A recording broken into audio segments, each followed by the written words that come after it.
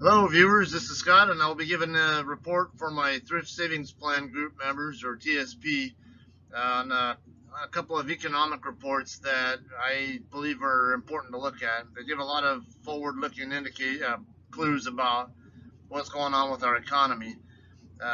We get a lot of little hints from this stuff, and you really should pay attention to this stuff if you don't already. Most people don't know about this, but I'd like to teach you guys about this. Okay, I'm going to talk about the two reports. First, I'm going to start with the Purchasing Managers Index, also known as the Manufacturing Index. I'll give you a rundown of what the overall growth looks like across the sector, and then how it compares with both the demand and the supply and the prices, and also give you kind of visual of how things look. We'll also be doing the same for the what you call the non-manufacturing index, or is also known as the services index. After I do all that, I will give you my conclusion on where I think is, the best position is. You get my data from the Institute for Supply Management's own website. These are the two direct links you can use for the latest data. Um, I encourage you to take a look at these reports because there's a lot of information in them that you can obtain that I'm not covering in here. I'm just giving the basic rundown and of what might be of interest to my TSP participants who only invest in index funds. If you invest in sector or industry ETFs through maybe through an IRA account or through a regular taxable brokerage account, or if you invest in individual stocks, a lot of information in this that could be very useful to you. You just got to know how to look for it um, and actually study it.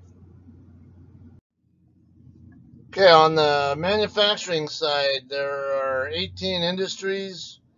Um, 16 of them reported growth in August, only, and the other two were both negative or contraction.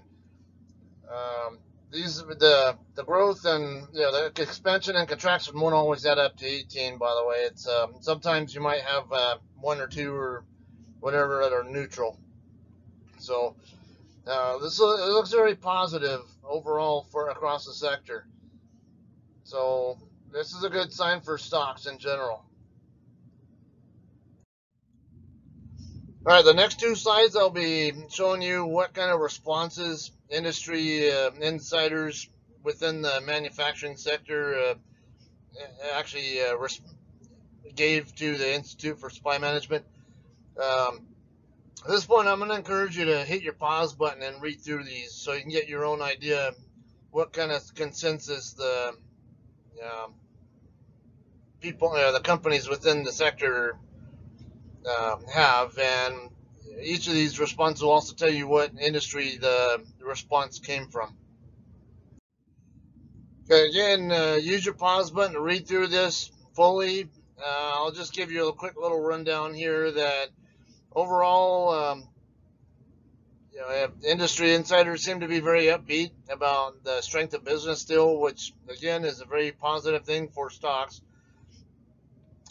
There are still concerns about tariffs, and a lot of companies are getting to the end of their fiscal years and having to renegotiate contracts for the next year for things. So it's creating a bit of quite a mess there for them. But um, overall, the sentiment still seems to be very upbeat. Okay, this slide will show you for the manufacturing data, all of the different categories they look at.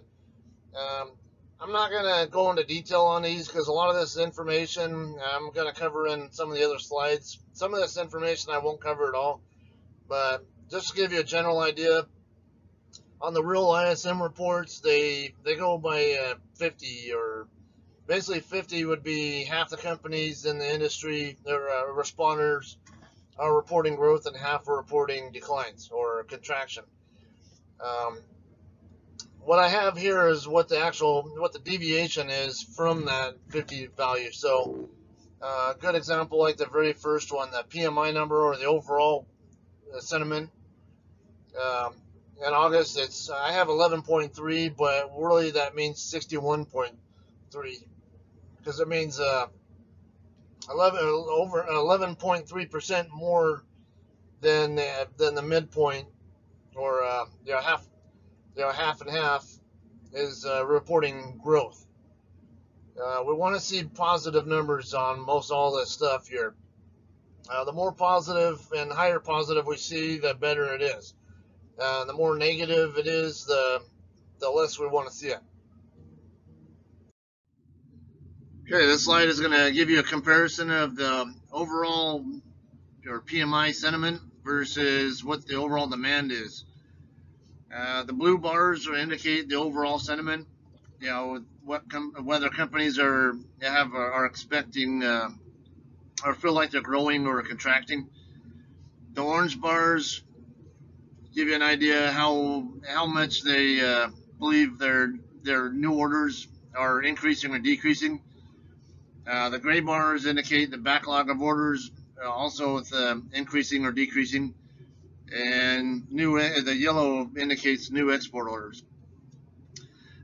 We always want to see strong demand growth here, because demand drives more expansion, and what we do see here is very strong demand. In fact, the demand is outpacing the overall sentiment, which means that some of these companies are probably feeling like they're losing money, or not really expanding at all, but demand is still there and growing. As long as we continue to see the overall the orange bars outpace the blue bars, basically, this is a good sign for us.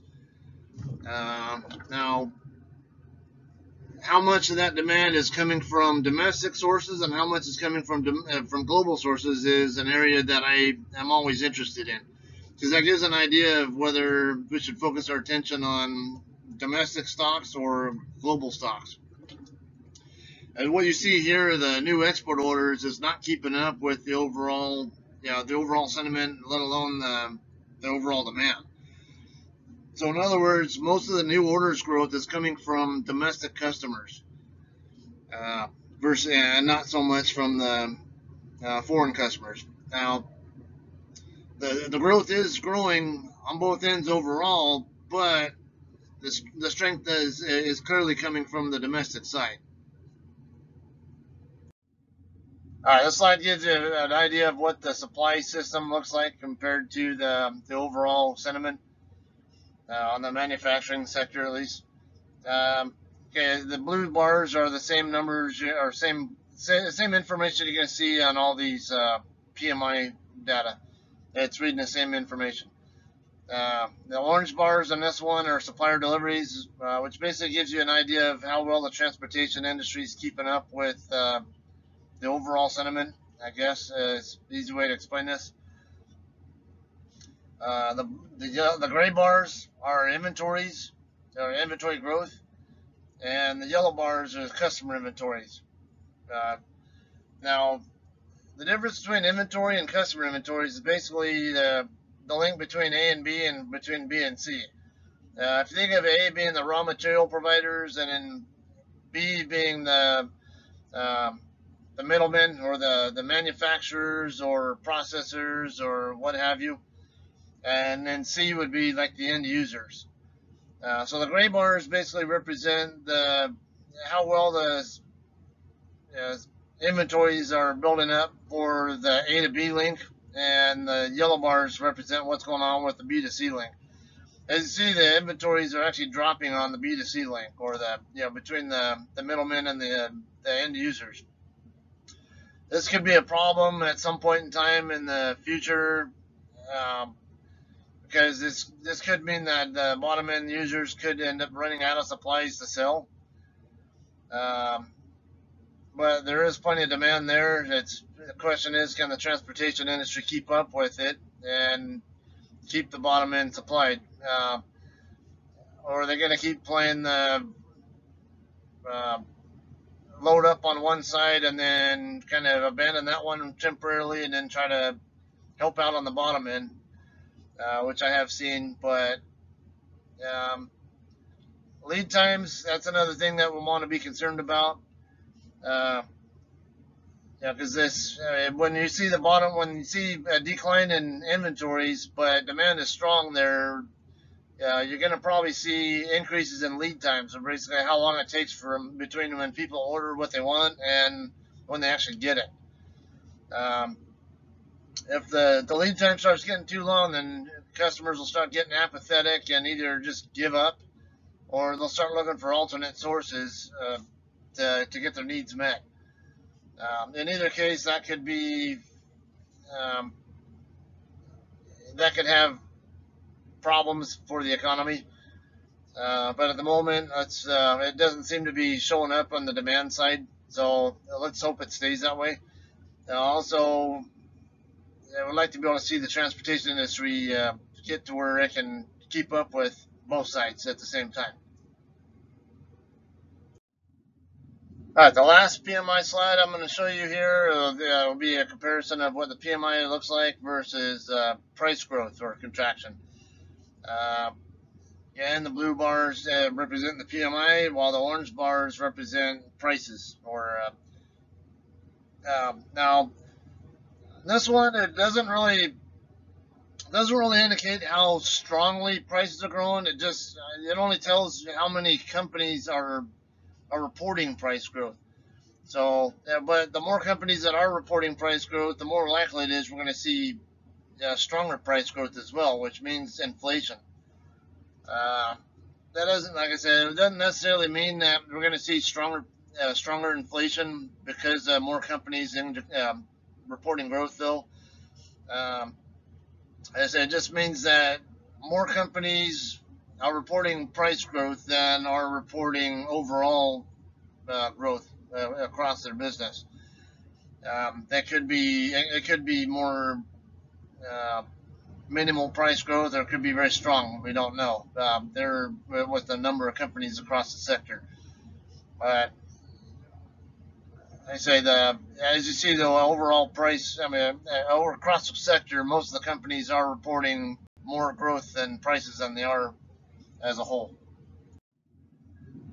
All right, that covers all of the manufacturing sector information. Now I'm going to cover what we call the non-manufacturing index, or the services sector, from here on out until I get to the conclusion. Then I'll give you my um, impression of where I think the interest should be.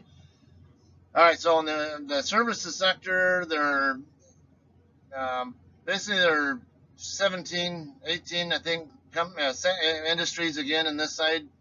In this particular report, 16 of them reported growth, and only one, the agriculture, forestry, fishing, and hunting industry, is the only one that reported a decline. Okay, the next two slides are going to cover the responses from some of the businesses within the services sector. Again, I encourage you to use your pause button to give yourself time to read through these. I'm not going to read through them all, but I'm just going to give you basically another overall impression that tariffs are obviously a concern for a lot of companies, and whether it be higher prices or just uncertainty of what's going on, and it makes them more hesitant to make decisions that they need to make. All right, for the second page of the responses, same situation here. Please use your pause button if you need some time to read through these, which I encourage you to do. I will say also on this one, instead of just the tariffs, you'll probably notice that the sentiment is very strong as far as what kind of demand they're seeing. Some companies are even reporting strong demand at times that they're expecting declines. So this gives you a really good idea of just how strong the economy really is. All right, this table shows what all the different components are of the non-manufacturing index or services report. Same rule applies here. Basically, higher positive number is good. Uh, lower negative number is bad. As you see here, I don't see any negative anywhere in the entire calendar year, which is great. Uh, yeah, I'm not going to cover too much on this because the charts on the following slides will uh, give you what my impressions are.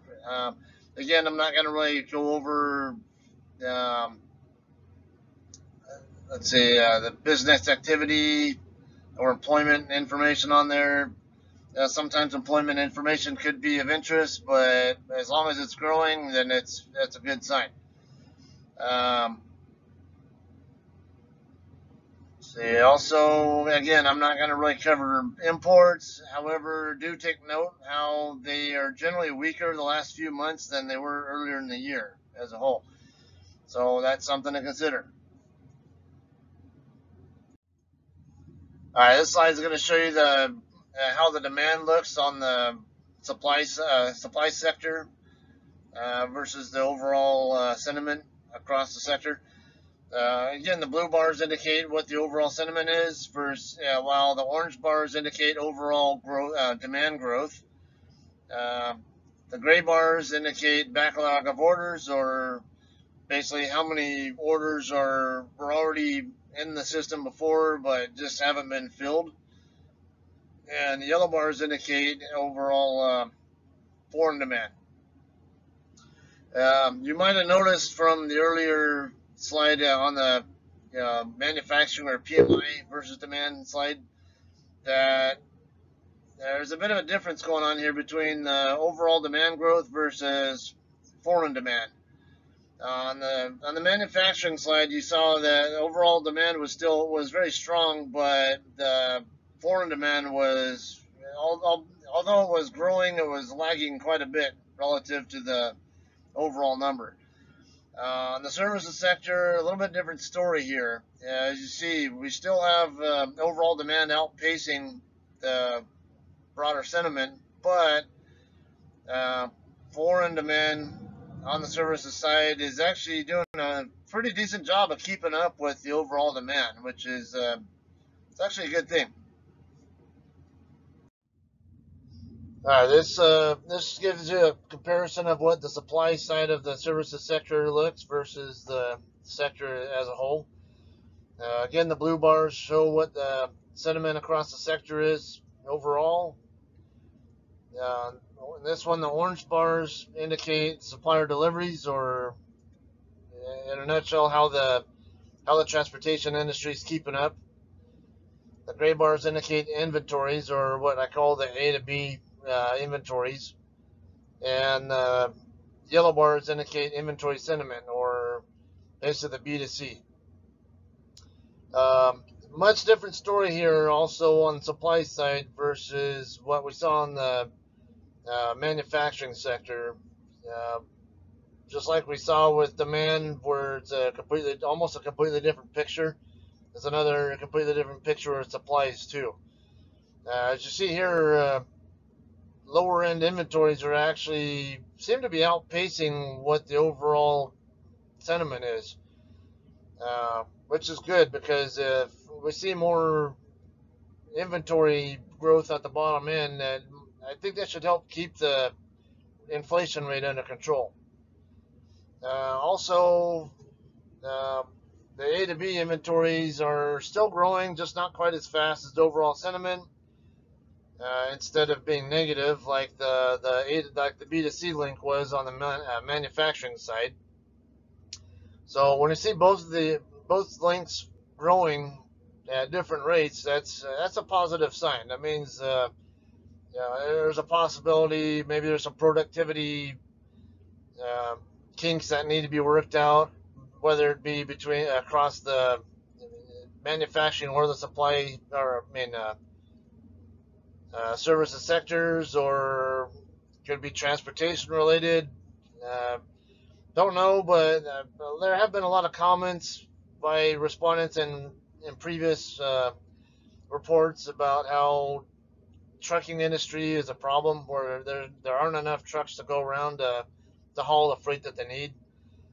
Um, but this is overall looking, it does look good. They say supplies are keeping up on this side, at least to an extent, and the demand is definitely there. Just like to see, keep seeing what we're seeing now, and we can continue to see plenty of more growth in corporate earnings and stock prices in the future. Yeah, the last slide here is going to it shows you how price growth or contraction is comparing to overall sentiment. Again, more price growth here relative to overall sentiment doesn't necessarily mean that prices are growing rapidly. It just means that more companies are reporting price growth than they are reporting overall growth.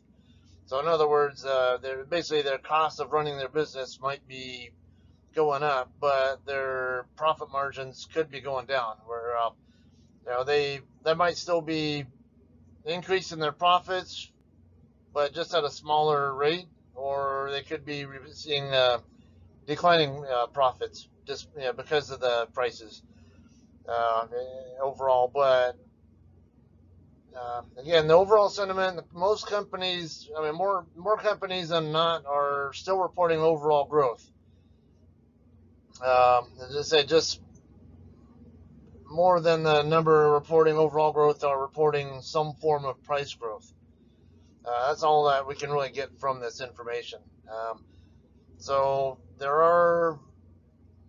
uh, there are reasons to think that that inflation could be coming in the future, which can lead to more Fed rate hikes. But again, there's not enough information in these reports to really determine for sure uh, what the inflation is really going to be.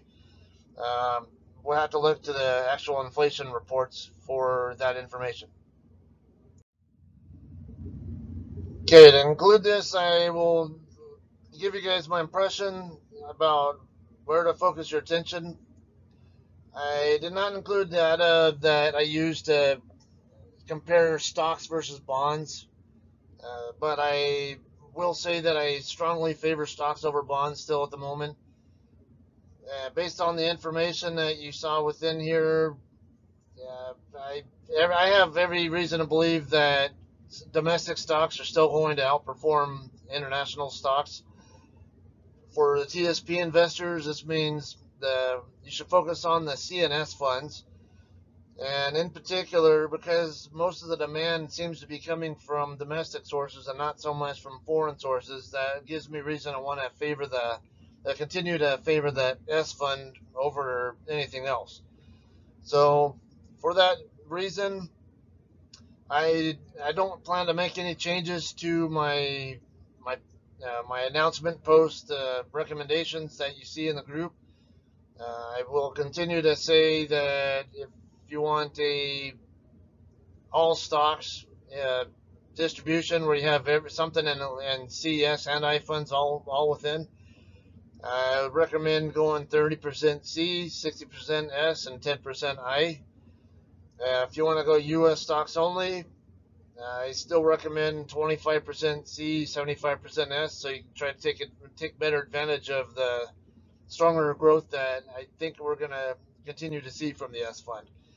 Or if you want to go max risk, max reward, you could even go 100% in the S fund. That's your best chance of getting strong gains. I'm not saying that you will definitely get the best gains from that fund, but you should still see plenty good performance out of that fund over the coming months. I don't have the information in front of me about what my diversified distribution or recommendation is in the group, or the one where you have something in all five of the main funds, the G, F, C, S, and I funds. But I do remember it being 85% stocks and 15% bonds. I continue to believe that is a reasonable place to have your money distributed. And the reason why is because bond yields are still pretty low overall, and we're not done seeing strong gains from stocks or from corporate earnings over the next over the next year.